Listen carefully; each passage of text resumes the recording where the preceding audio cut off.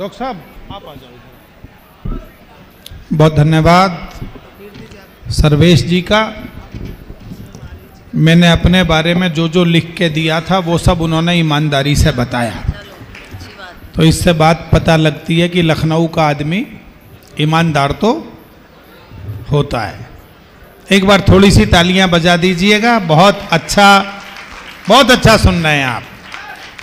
मैं आदरणीय बाबूजी महावीर जी को, उनकी पूरी टीम को और जो हमारा ट्रस्ट है ये छदामी लाल जैन ट्रस्ट, सबको बहुत शुभकामनाएं देता हूं कि आपने इतने पवित्र मन से ये कार्यक्रम आयोजित किया और देश भर से अपने समाज के लोगों को भी बुलाया। तो एक बार जरा तालियां बजा दीजिएगा। आप अपने लिए बजाइएगा, अपने ट्रस्ट के लिए बजाइएगा। महत्वपूर्ण लोगों की कुछ उपलब्धि है। अनूप जी बैठे हैं यहाँ, अनूप चंद जैन जी बाबूजी बैठे हैं, मैं बहुत प्रणाम करता हूँ एडवोकेट साहब को। अरुण जैन पीली कोठी जी वो भी उपस्थित हैं, भाई साहब हैं ना बाबूजी, उनको भी प्रणाम करता हूँ। चंद्र प्रकाश जी हैं या चले गए हैं अभी? हैं। चंद्र प्रकाश जैन जी का भी हृदय से आभार व्यक्त करता हूँ। आदरणीय श्री जेसी जैन साहब, प्रमोद जी, जेसी जैन साहब या जेपी जैन साहब? जेपी जैन साहब, अच्छा चलिए वो चले गए होंगे। विनोद जैन जी मिलेनियम, वो भी हमारे बीच उपस्थित होंगे। और लवतेश जैन जी, सबकी उपस्थिति को मैं प्रणाम करता हूं और आपको शुभकामनाएं देता हूं। ये यश तू किस तरह से सुन रहा है कविताएं?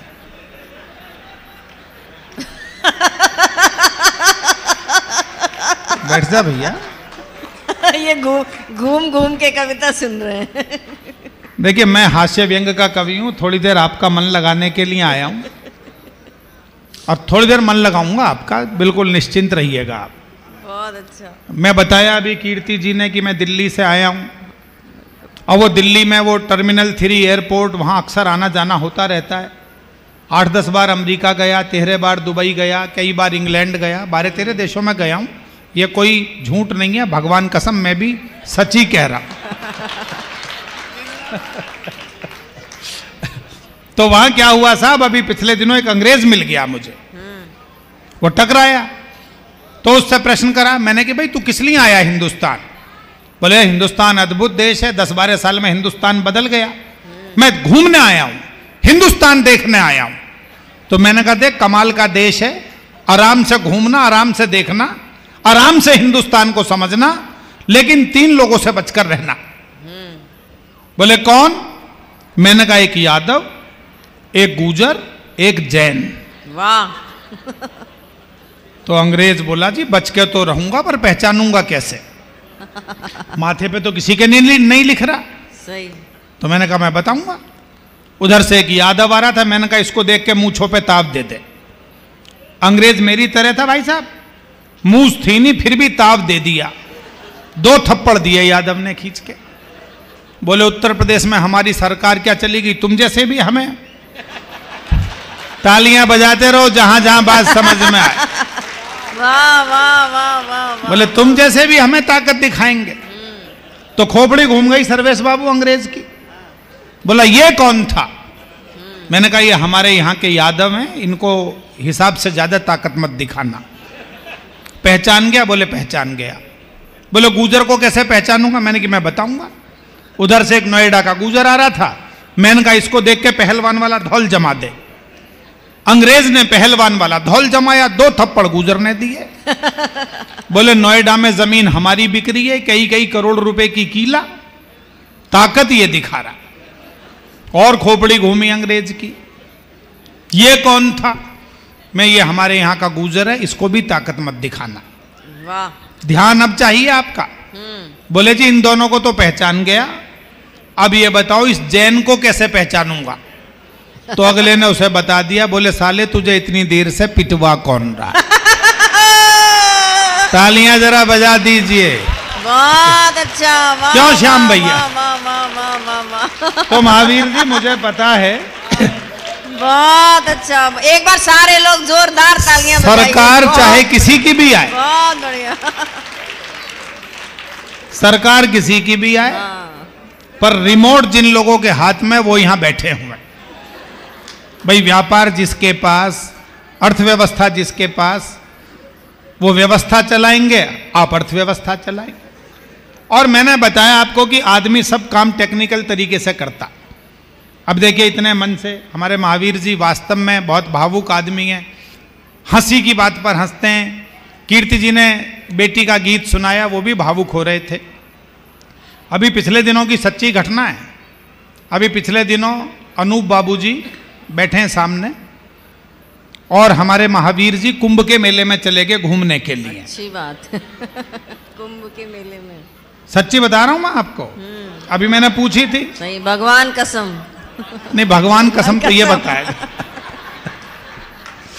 तो दोनों ने योजना बनाई। बाबूजी ने बोले यार आज बचपन की फिरोजाबाद की टेक्निक लगानी है और कुंभ के मेले में बिना पैसे खर्च किए जलेबी खानी है। देखिए फिरोजाबाद का आदमी अपनी पर आ जाए तो बिना पैसे खर्च किए काम कर सकता है। अनूप जी चले गए जलेबी वाले के पास, बोले भैया 250 ग्राम जलेबी दे दे। उसने जलेबी दे दी। पीछे से बाबूजी महावीर जी चले गए, 250 ग्राम मुझे भी दे दे। उसने इन्हें भी दे दी। अच्छा उसको पता नहीं कि दोनों भाई एक दूसरे को जानते हैं।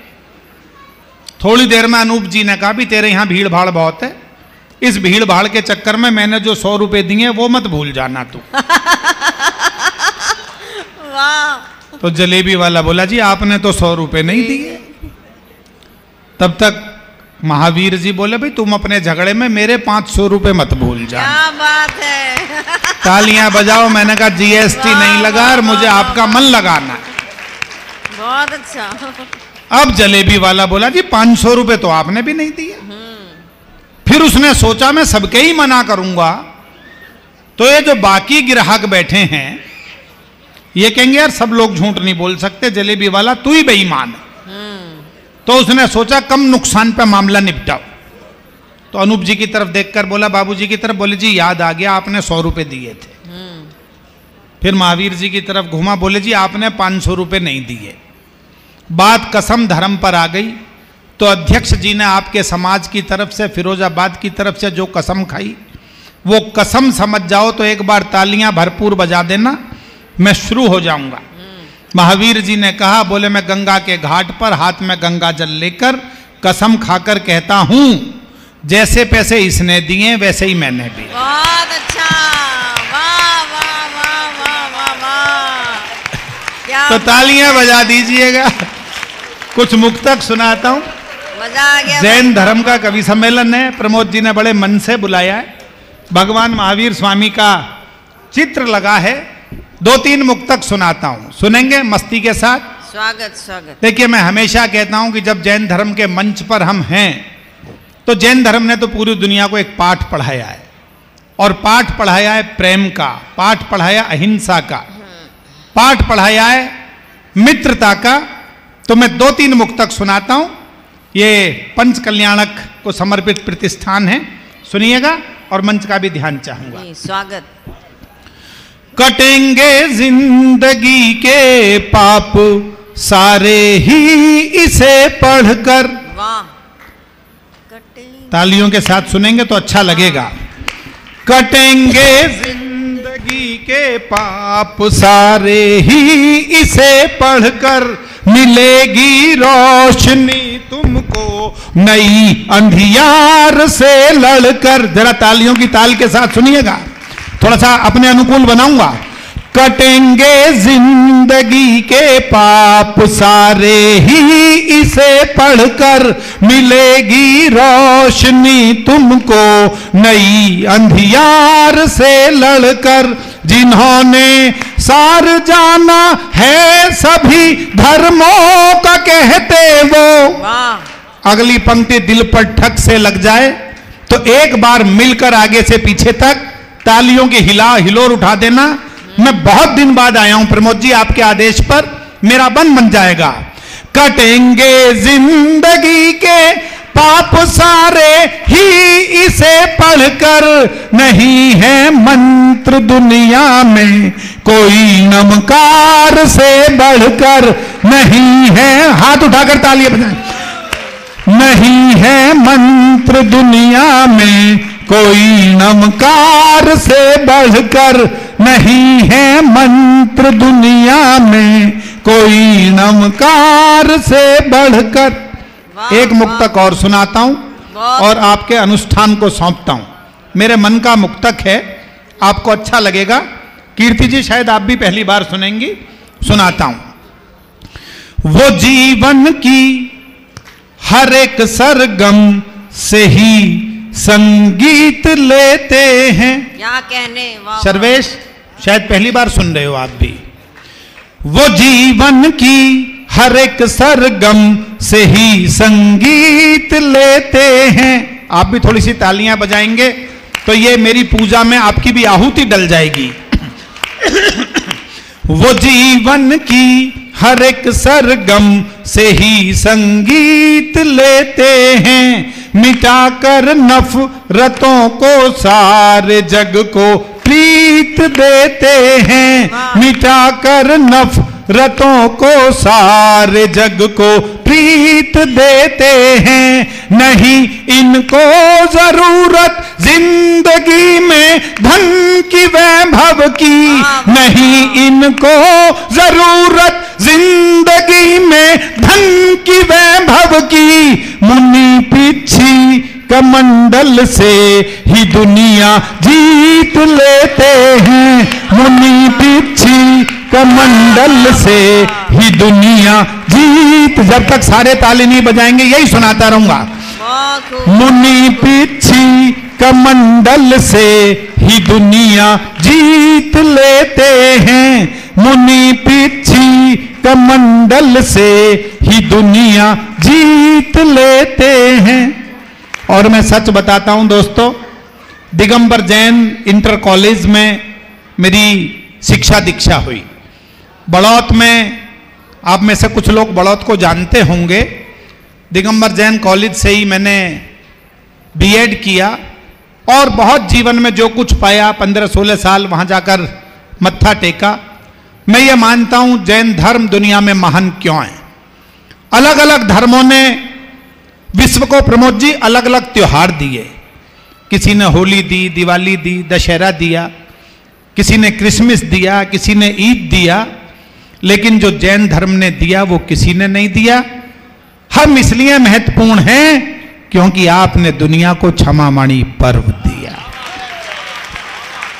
क्षमामाणी पर्व। मैं अपना जन्मदिन, मेरे सारे मित्र जानते हैं, मैं खुद अपना जन्मदिन क्षमामाणी पर्व के रूप में मनाता हूं।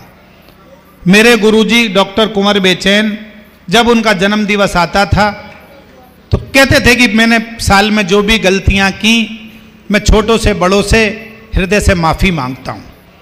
और मैं सच बता रहा हूं कि आप शब्दों से ना कहिएगा, यदि आप क्षमामाणी पर्व को हृदय से स्वीकार कर लें तो एक जन्म में कई जन्म जीने का सौभाग्य प्राप्त होता है। दिल से कर लीजिएगा सर्वेश, दिल से कर लीजिएगा, फ्लाइट नहीं छूटेगी, चिंता मत करो आप। सुनाता हूं, थोड़ा ध्यान भंग हो जाता है। स्वागत स्वागत। एक मुक्तक सुनाता हूं आपको, वो मुक्तक सुनाना चाह रहा था। किसी से वैर हो दिल में अगर तो साफ कर देना। वाह वाह, जुड़कर सुनिएगा, आह वाह के साथ सुनिएगा। बहुत ही अच्छा। फिरोजाबाद बहुत दिन बाद आया हूं तो एक याद लेकर जाऊं कि बहुत दिन बाद गया, लेकिन जिन लोगों के बीच में गया वो मेरी पिछले बहुत समय की प्यास पूरी हो गई। किसी से वैर हो दिल में अगर तो साफ कर देना। सजा दी हो गलत गर आपने इंसाफ कर देना। सजा दी हो गलत गर आपने इंसाफ कर देना। भटकती जिंदगी की फिर नई शुरुआत करने को। भटकती जिंदगी की फिर नई शुरुआत करने को। तुम अपने दुश्मनों को साफ मन से माफ कर देना। तुम अपने, जरा हाथ उठाकर तालियां बजाएं, वाह वाह। तुम अपने दुश्मनों को साफ मन से माफ कर देना, तुम अपने दुश्मनों को साफ मन से माफ कर देना। और अंतिम 4 पंक्तियां मुक्तकों की श्रृंखला की, क्या बात। मेरी पूजा की पंक्ति सुना रहा हूं और इसलिए सुनाता हूं कि मुझे उस चरण धूलि को सिर पर लगाने का सौभाग्य मिला है और आज भी वो एहसास जीता हूं जो निवेदित कर रहा हूं। अहिंसा त्याग तप संयम की बनकर खान आए थे। मन में जरा भी श्रद्धा की आदर की हिलोर उठे तो उसे तालियों में बदल देना बस। अहिंसा त्याग तप संयम की बनकर खान आए थे, सभी तीर्थंकरों की बन के वो पहचान आए थे। पहले मैंने कहा हाथ उठाइएगा, अब कहूंगा नहीं, अच्छा लगे तो उठाना।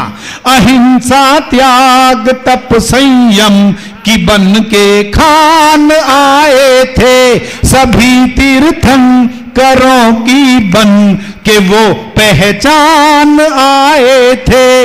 ये मन में सोचना मत भूप एक इंसान आया था, ये मन में सोचना मत भूप एक इंसान आया था, गुरुवर विद्यासागर बन के खुद भगवान आए थे, गुरुवर विद्यासागर बन के, तालियां बजाते रहिए, खुद भगवान आए थे।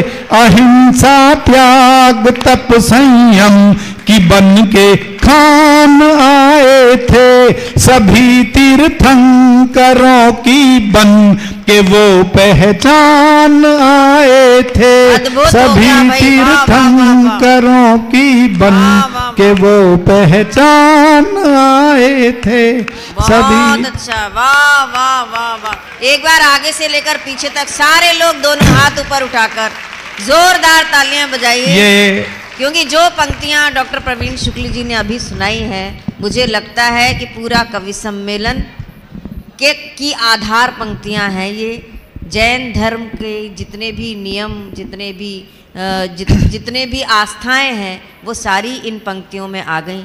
एक एक पंक्ति हीरे मोतियों की तरह मुझे लगी। एक बार पूरा सदन जोरदार तालियां बजाकर बहुत बहुत धन्यवाद। अभिनंदन करे। मुझे लगा कि वाह, वाह, वाह। ये बात भी होनी चाहिए, बिल्कुल होनी चाहिए। बाकी मूल तेवर मैंने बताया हास्य व्यंग का है मेरा, उसकी भी एक झलक दिखा देता हूँ आपको। तीनों देखो बच्चियाँ कितने मन से सुन रही हैं, ये बेटी हमारी। और मैंने बताया बच्चे कमाल हैं साहब। मेरे मित्र हैं फरीदाबाद में पुलिस में बड़े अधिकारी, अभी पिछले दिनों उनके लड़के का रिजल्ट आने वाला था। उन्होंने लड़के से कहा कि बेटा इस साल तू पास होगा, मुझे भरोसा नहीं है, और सबके सामने फेल का रिजल्ट बताकर मेरी नाक मत कटवाना, रिजल्ट इशारे में बताना। तो लड़के ने पिताजी से कहा डैडी कैसा इशारा? उन्होंने समझाया, देख एक विषय में फेल हो जाए तो कहना डैडी जय श्री राम। अच्छा, राम जी एक थे। 2 विषय में फेल हो जाए तो कहना डैडी राधा कृष्णा। वो 2 थे, मैं समझ जाऊंगा 2 में गया। 3 में फेल हो जाए तो कहना डैडी ब्रह्मा विष्णु महेश। समझ गया, बोला समझ गया। अगले दिन रिजल्ट लेकर आया, पिताजी ने पूछा बेटे क्या रहा तेरे रिजल्ट का? बोला डैडी सांचे दरबार।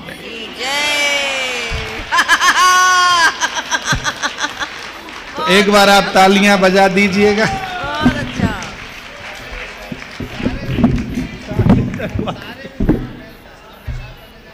हाँ, कोई बात नहीं है। मैंने बताया हास्य व्यंग दरअसल ऑब्जर्वेशन का विषय है, चारों तरफ फैला हुआ है। और कई बार ऐसी ऐसी बातें, बेटा बैठ जा तू, देख तू तो सबसे खूबसूरत तो तू ही लग रहा है, एक्टर हमारा। और मैंने बताया बड़े कमाल के मामले हैं साहब। पिछले दिनों मैंने एक एक्सपेरिमेंट किया, पूरी दुनिया में चर्चित हुआ। मैंने कल्पना की देश में एक साथ बहुत सारे नेताओं की गाड़ियां खराब हो गई। ऐसी कविता जीवन में आज तक नहीं सुनी होगी आपने। प्रमोद जी एक अद्भुत प्रयोग है, पूरी दुनिया में मेरे नाम से लोकप्रिय हुआ। बहुत सारे नेताओं की गाड़ियां खराब हुई, उन्होंने गैराज में ठीक करने के लिए भेज दी। बहुत सारी गाड़ियां एक साथ आई, तो गैराज के मालिक ने यह सोचकर कि मैं कंफ्यूज ना हो जाऊं, प्रत्येक गाड़ी पे नेताजी का नाम लिख दिया। बहुत खूब। बाद में मैकेनिक ने गाड़ियों की खराबी चेक की, हाँ। उसने नाम के नीचे गाड़ी की खराबी लिख दी। वाह। विशेष बात यह है फिरोजाबाद वालों की खराबी नेताजी की नहीं है, उनकी कार की है। उनके नाम के साथ पढ़ी गई तो एक तीसरी बात पैदा हो गई। उस तीसरी बात का आप आनंद लीजिएगा जी। सबसे पहली गाड़ी, ये माइक्रो पोइट्री है, इससे छोटी बात नहीं हो सकती। एक पंक्ति और बात खत्म हो जाएगी, और एक पंक्ति में एक नेता का मनोविज्ञान आप तक पहुंच जाए तो मुझे आशीर्वाद दीजिएगा। खराबी नेताजी की नहीं है, उनकी कार की है। पहली गाड़ी, उस पर लिखा हुआ था डॉक्टर मनमोहन सिंह। मैकेनिक ने नीचे लिख दिया मॉडल पुराना हो गया है, इंजन काम ही नहीं करता। दूसरी गाड़ी, उस पर लिखा हुआ था श्री लालू प्रसाद यादव। क्या कहने। मैकेनिक ने नीचे लिख दिया कार्बोरेटर में चारा अटक गया है। अगले जोड़े पर पूरे सदन की तालियां चाहूंगा, इससे बारीक बात नहीं हो सकती। श्री राहुल गांधी, गाड़ी पूरी तरह पिकअप ही नहीं ले रही। वाह वाह वाह वाह, क्या जोड़ी मिलाई है, बहुत सुंदर। पिकअप ही नहीं ले सकती। अब मैं दिल्ली से आया हूं, कीर्ति जी कहेंगी सबके बारे में बताया, दिल्ली वाले के बारे में नहीं बताया। उसका नाम आजकल तिहाड़ी लाल हो गया। हाँ। केजरीवाल नहीं है, अब तिहाड़ी लाल है। जोड़ा सुनिएगा, आपको आनंद आएगा। श्री अरविंद केजरीवाल, मैकेनिक ने नीचे लिख दिया पेट्रोल की टंकी में पानी भरा हुआ है। भाई उसी से गाड़ी चलाकर पंजाब पहुंच गया और गुजरात पहुंचना चाहता था। कमाल का काम है। अगला जोड़ा सुनिएगा। मैंने ये पंक्तियां सुनाई कलकत्ता में, मैं सच बता रहा हूं दोस्तों, 150 लोगों ने खड़े होकर तालियां बजाई होंगी।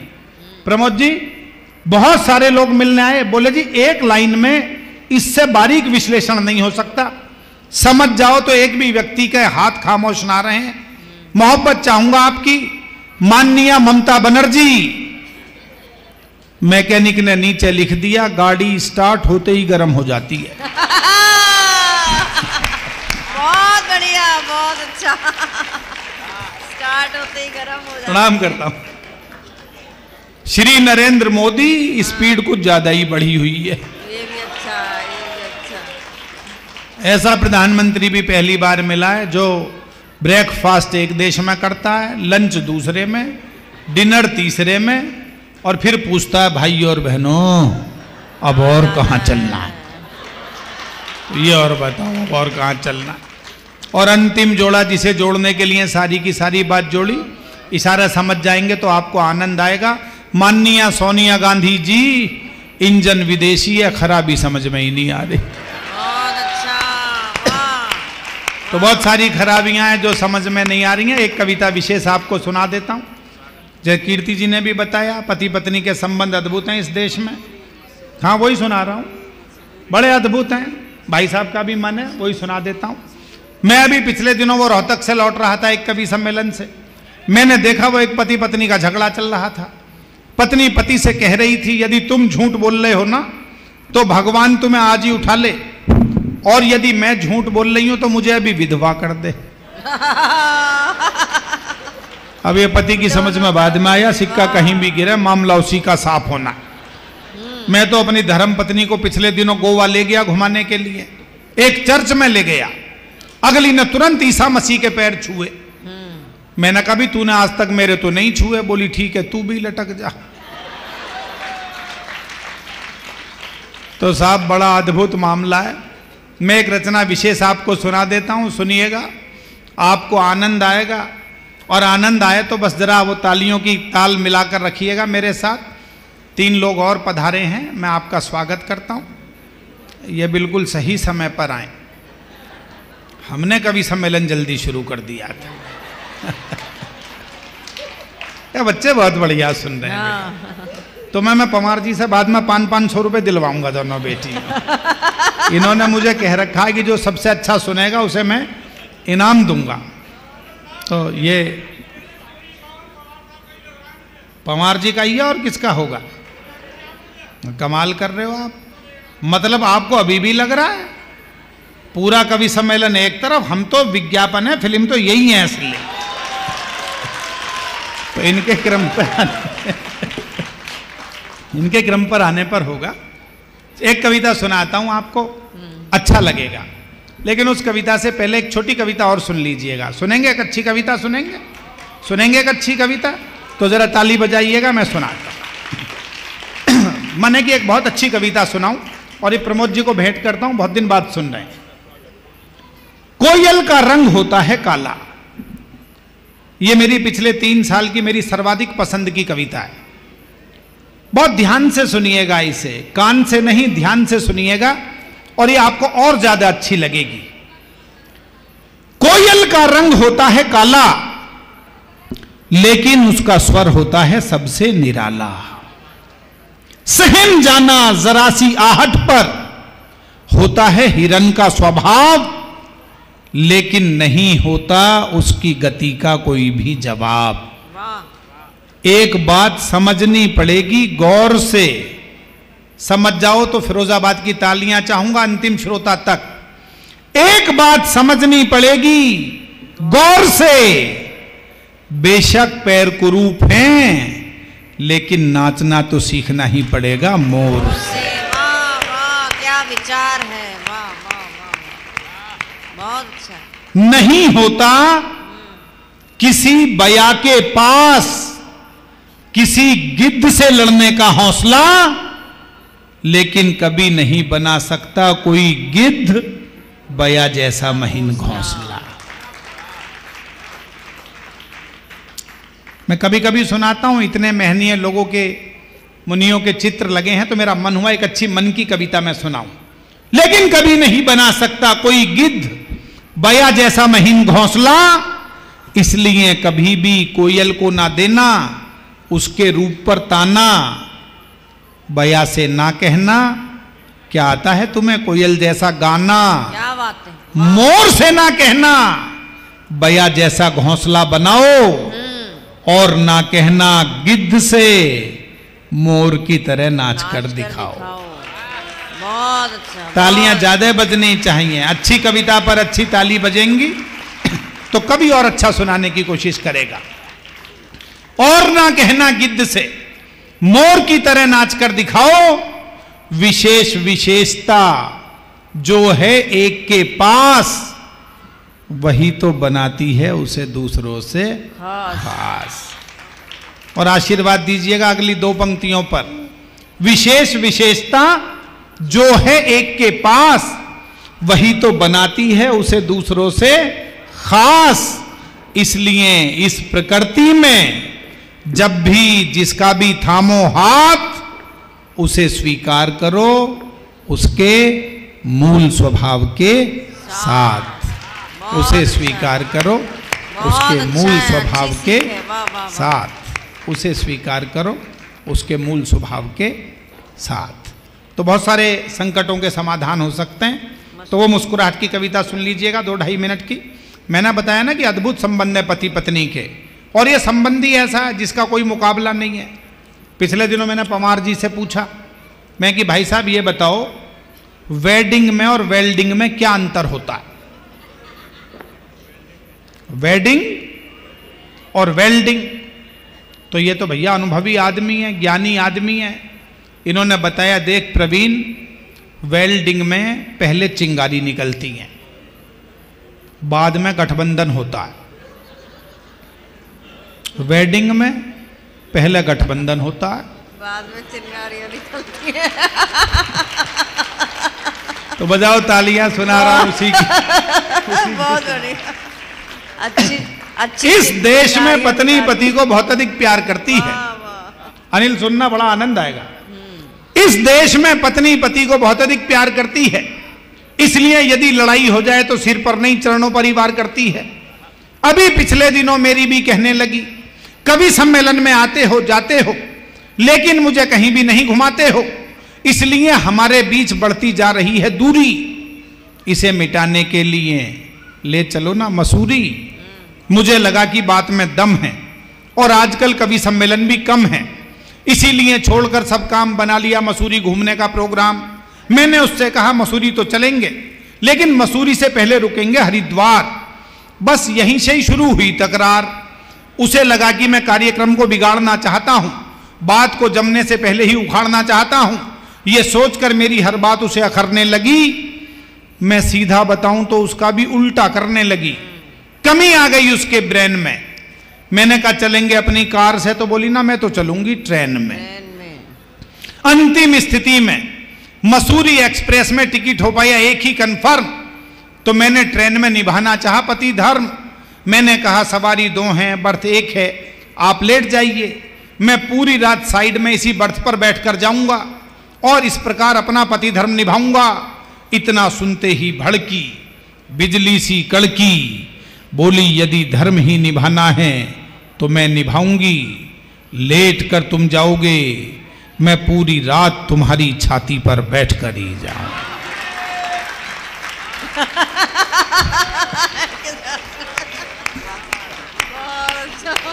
यहां से मजा लीजिएगा स्थिति का। लेट कर तुम जाओगे, मैं पूरी रात तुम्हारी छाती पर बैठकर ही जाऊंगी। मेरी समझ में नहीं आया कि यह गुस्सा है या प्यार। सुबह सुबह आ गया हरिद्वार। स्टेशन पर गाड़ी रुकते ही मैंने आवाज लगाई, ए कुली। इतना सुनते ही बोली, मुझसे बिना पूछे हुए तुम्हारी जुबान कैसे खुली? तुम्हें हर समय चीखने चिल्लाने की आदत है, जब तुम हो कुली की क्या जरूरत है? क्या प्रमोद जी, जब तुम हो तो कुली की क्या जरूरत है? एक बैग 3 अचैंची जैसे तैसे होटल तक खींची। होटल का नाम था क्लार्क हुक, कमरा था उसमें पहले से बुक। मैनेजर बोला आपकी इच्छाओं पर विशेष ध्यान दिया है, आप होटल से पूरा हरिद्वार देखना चाहते थे, इसलिए कमरा 10वीं मंजिल पर दिया है। चलिए सामान को करवाता हूं शिफ्ट। मैंने पत्नी से कहा चलो इधर है लिफ्ट। इतना सुनते ही फिर भड़की, बोली स्थल धार्मिक है, मैं सुविधाओं का लाभ कम से कम उठाऊंगी, सामान को तुम अपने कंधे पर उठाओ, मैं 10वीं मंजिल तक तुम्हारे साथ सीढ़ियों से ही जाऊं। 160 सीढ़ियां चढ़ते चढ़ते निकल गया दम। अब उसका इलाज करने के बारे में सोचने लगे हम। अगले दिन सुबह सुबह पहुंच गए गंगा किनारे और गोते लगाने के लिए जैसे ही कपड़े उतारे, मैंने उससे कहा बहाव बहुत तेज है, किनारे पर ही नहाना, धारा के बीच में बिल्कुल मत जाना। इतना सुनते ही उसने डुबकी लगाई और फिर ऊपर ही नहीं आई। तालियां अगली पंक्ति पर चाहिए आपकी। डुबकी लगाई और फिर ऊपर ही नहीं आई। किनारे पर खड़े हुए गोताखोर बोले बधाई बधाई बधाई बधाई। मैंने कहा भैया किस बात की बधाई? 2 दिन से सब कुछ उल्टा कर रही है, इसलिए गंगा में आगे की ओर नहीं होगी, गोता लगाकर देखो पीछे की ओर ही बही होगी। और जो समझ जाए उनकी तालियां अगली 2 पंक्तियों पर चाहिए। बहुत आशीर्वाद चाहूंगा आपका। गोता लगाकर देखो पीछे की ओर ही बही होगी। गोताखोरों के दिमाग की नसें उस समय हिली जब हरिद्वार में डूबकर ऋषिकेश में तैरती हुई मिली। हरिद्वार में डूबकर ऋषिकेश में तैरती हुई मिली। सभी ने उड़ाई हमारी खिल्ली, जैसे तैसे लौट कर आए दिल्ली। लेकिन ये मत समझना हमारे संबंध अच्छे नहीं हैं, क्योंकि संबंधों के धागे इस देश में पश्चिम की तरह कच्चे नहीं। तमाम जिम्मेदार लोग आगे बैठे हैं। मेरे बहुत आदरणीय पमार जी, प्रमोद जी, आदरणीय महावीर जी, अनिल, कीर्ति जी सब पीछे बैठे हैं। मैं तमाम जिम्मेदार लोगों की उपस्थिति में जिम्मेदारी से कहना चाहता हूं दोस्तों, यदि अमेरिका के पास सबसे बड़ी ताकत डॉलर की ताकत है, रूस के पास सबसे बड़ी ताकत एटम की ताकत है, जापान के पास सबसे बड़ी ताकत तकनीक की ताकत है, तो हमारा भारत वो देश है जिसके पास सबसे बड़ी ताकत हमारी संस्कृति की ताकत है, हमारे संस्कारों की ताकत है। ऐसी वैवाहिक व्यवस्था, ऐसे संस्कार दुनिया में कहीं नहीं मिलेंगे, चाहे हम हंसी मजाक में कुछ भी कहें। इसलिए कहना चाहता हूं, लेकिन यह मत समझना हमारे संबंध अच्छे नहीं हैं, क्योंकि संबंधों के धागे इस देश में पश्चिम की तरह कच्चे नहीं हैं। ये वो देश है जहां पति पत्नी रोजाना लड़ते हैं, झगड़ते हैं, रूठते हैं, मनाते हैं, लेकिन 7 फेरे लेने के बाद 7 जन्म तक साथ निभाने की कसम उठाते हैं। 7 जन्म तक साथ निभाने की कसम उठाते हैं। 7 जन्म तक साथ निभाने की कसम उठाते हैं। एक 60 सेकंड की कविता और सुनाता हूं आपको, 1 मिनट केवल, 1.5 मिनट नहीं लगेगा। मैं ये श्याम भैया को सौंपना चाहता हूं और भाई साहब को। भाई साहब, इससे छोटी कविता नहीं हो सकती, मेरी जिंदगी की आज तक लिखी गई सबसे छोटी कविता है। बड़े रचनाकार हैं डॉक्टर हरदयाल। मैंने जब ये कविता उन्हें सुनाई तो उन्होंने कहा कि प्रवीण, ये छोटी कविता नहीं है, तुमने सबसे कम शब्दों में अपनी जिंदगी की एक बड़ी कविता लिखी है। वो सुन लीजिएगा, 30-35 सेकंड की कविता है। और ये मैं आदरणीय महावीर जी, बाबूजी आपको सौंपता हूं। मैं ये कविता बाबूजी को सौंपता हूं। कविता का शीर्षक है बीज की यात्रा। तमाम बड़े लोगों का ध्यान चाहूंगा। श्याम भैया, आप पहली बार सुनेंगे। कविता का शीर्षक है बीज की यात्रा, और जो यात्रा बीज की है वही हमारे जीवन की यात्रा है। ध्यान से सुनिएगा, ताली मत बजाना, यदि मन करे, और मन करे तो बहुत बजाकर मुझे विदा करना, मैं मंच का ध्यान चाहूंगा। जो जमेगा वो उगेगा।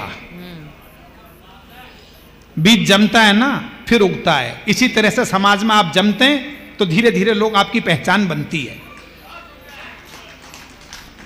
जो जमेगा वो उगेगा, जो उगेगा वो बढ़ेगा, जो बढ़ेगा वो फलेगा, जो फलेगा वो कटेगा।